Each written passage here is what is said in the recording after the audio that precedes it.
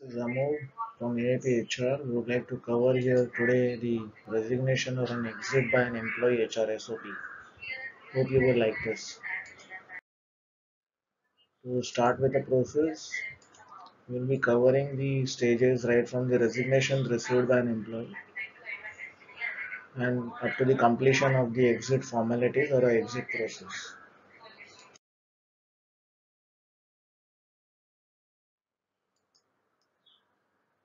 We will be covering the stage wise, that is the resignation by an employee.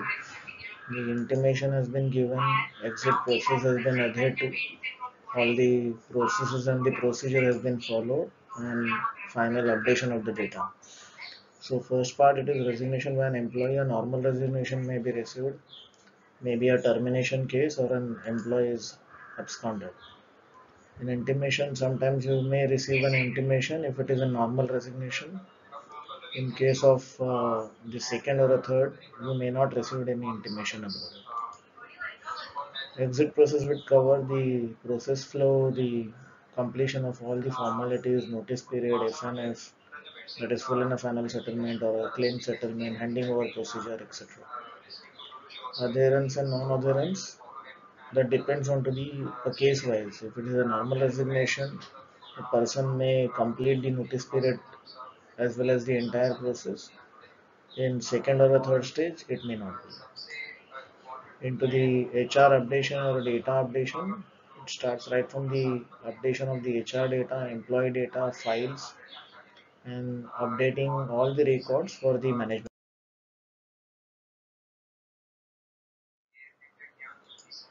So here we are going to cover, rather we would see the HR SOP for the exit process.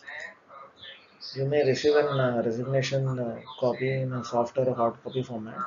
An intimation will be given. HR person will discuss with an HOD of a respective team and will take a further decision or a call.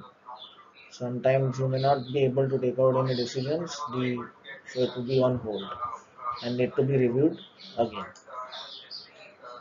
If it is in a case of resignation acceptance or a retaining of an employee, accordingly a decision shall be taken for retaining of an employee. So the further discussion with the HOD or a management would take place.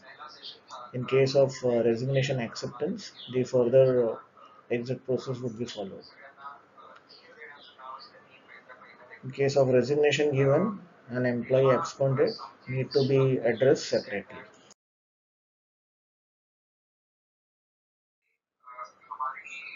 So to continue further, we'll be able to see the in case of a normal exit, it is adherence with the exit process, completion of notice period, doing the forms and formalities, clearances, handing over process, etc. In case of absconded, it is necessary disciplinary action need to be taken by an HR. The third thing would be of retaining of an employee again. So a further strategy need to be decided and to be discussed with an HOD and the concerned management members. In case of normal resignation, it is obviously an issuing relieving experience letter, FNF settlement, and the final data updation based on to the completion of the process. Finally, it is to update the HR data, employee file, and to update into the management. If we see a practical timeline, normally a resignation once received from an employee need to be addressed and a decision need to be taken not more than 10 days, 2 days that is. And in case of the actual process or exit process, normally a 30 days criteria ideally followed.